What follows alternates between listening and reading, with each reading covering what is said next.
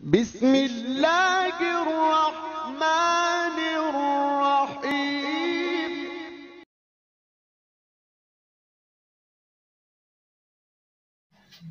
السلام علیکم ورحمۃ اللہ وبرکاتہ۔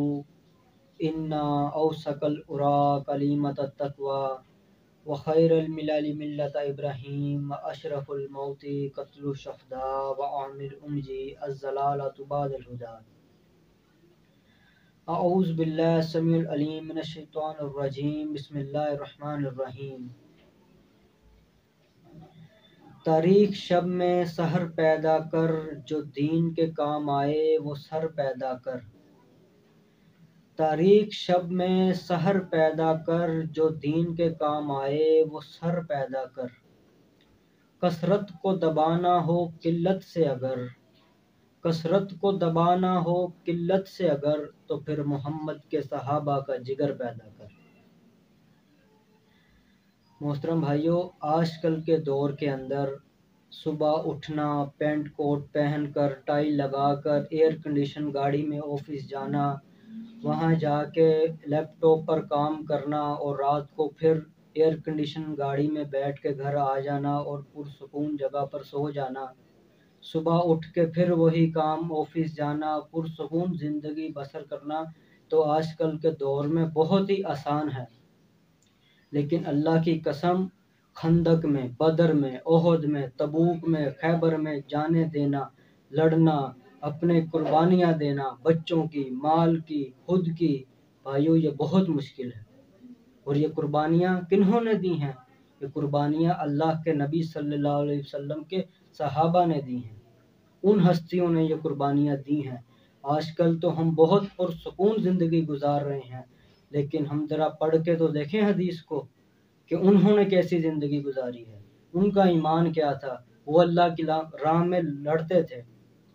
اور آج کل کے کچھ کافر، کچھ رافضی ان کے خلاف بکواسات کرتے ہیں، ان کے اوپر طعن و تشنیع کرتے ہیں۔ بھائیو، ہم وہ لوگ کہتے ہیں کہ آپ تاریخ کو پڑھ کے تو دیکھیں، ان کا تو ایمان ہی نہیں تھا اللہ کے نبی کے صحابہ کا۔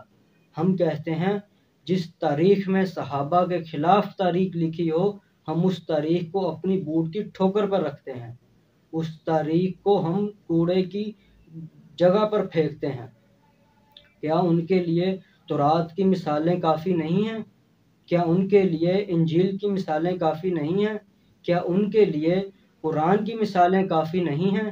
کیا اولئک هم المفلحون وہ نہیں ہیں؟ کیا اولئک هم الراشدون وہ نہیں ہیں؟ کیا اولئک هم الصادقون وہ نہیں ہیں؟ ہم ان کی بکواس کیوں سنیں؟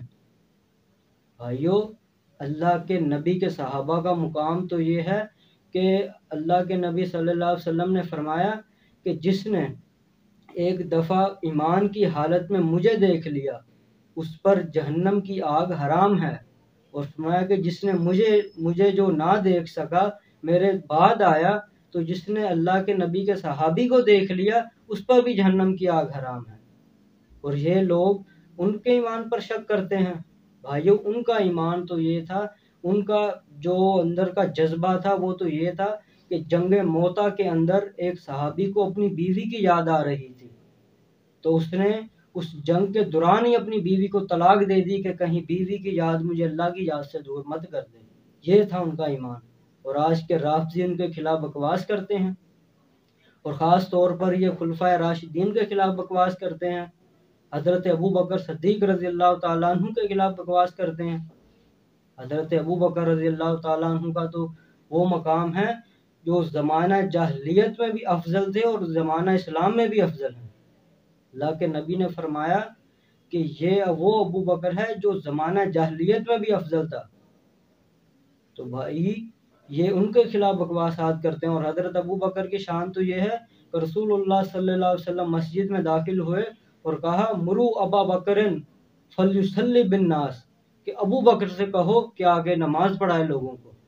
یہ ان کے خلاف بکواس کرتے ہیں۔ یہ تو سارے مل کر ان کو اللہ ایک 1000 سال کی بھی زندگی دے دے، یہ سارا ہزاروں سال یہ عبادت کرتے رہیں، تو بھائیو ان کی عبادت وہ ساری ہزاروں سالوں کی ایک طرف، اور میرے نبی کے صحابی کا پلک جھپک کے دیکھنا نبی کو ایک طرف۔ یہ ان کے خلاف بکواس کرتے ہیں۔ اور حضرت عمر رضی اللہ تعالیٰ عنہ کے خلاف بکواس کرتے ہیں۔ حضرت عمر کا مقام تو یہ ہے کہ نبی صلی اللہ علیہ وسلم نے فرمایا لو کان بعدی نبی لکان عمر بن خطاب، کہ اگر میرے بعد کوئی نبی ہوتا تو وہ عمر ہوتا۔ ان کے خلاف بکواس کرتے ہیں۔ اور حضرت عثمان رضی اللہ تعالیٰ عنہ جن کے بارے میں نبی صلی اللہ علیہ وسلم نے فرمایا کہ اے عثمان تو اب کوئی عبادت بھی نہ کرے تو اللہ نے تجھ پر جنت واجب کر دی ہے، تو پھر بھی جنتی ہے۔ اور یہ تم جو لوگ بکواس کرتے ہیں، یہ جو لوگ بکواس کرتے ہیں، یہ تو ان کی چپل پہ لگی خاک جیسے بھی نہیں ہے۔ اور حضرت علی رضی اللہ تعالیٰ عنہ کا مقام کیا ہے؟ نبی صلی اللہ علیہ وسلم نے فرمایا من کنت مولا فعلی و مولا، کہ جس کا میں مولا اس کا علی مولا۔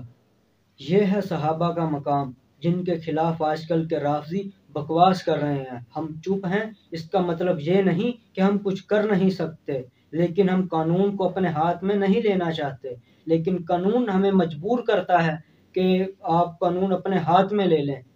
کیونکہ آج کل دیکھیں صدیق اکبر کا گستاخ آزاد گھوم رہا ہے، امی عائشہ کا گستاخ آزاد گھوم رہا ہے، ابو سفیان کا گستاخ آزاد گھوم رہا ہے، ان کے لیے کوئی قانون ہی نہیں ہے۔ اگر آج کل کے دور میں کوئی مسلمان گستاخ رسول کو مار دیتا ہے، قتل کر دیتا ہے، تو اس کے لیے قانون موجود ہے، لیکن اللہ کے نبی کے صحابی کے گستاخ کے لیے قانون نہیں ہے، اللہ کے نبی کے گستاخ کے لیے قانون نہیں ہے۔ بھائیو، ہم اگر قانون ہاتھ میں لے لیں گے تو پھر یہ حکومت بھی گرتی ہوئی نظر آئے گی، کیونکہ ہم اللہ کے نبی کے صحابہ کے اوپر کوئی بھی اعتراض، کوئی بھی بکواس برداشت کر سکتے نہیں۔ شاعر کے الفاظوں میں کہنا چاہتا ہوں کہ خون دل دے کے نکھاریں گے روح برگے گلاب، خون دل دے کے نکھاریں گے روح برگے گلاب، ہم نے گلشن کے تحفظ کی قسم کھائی ہے۔ وآخر دعوانا الحمدللہ رب العالمین۔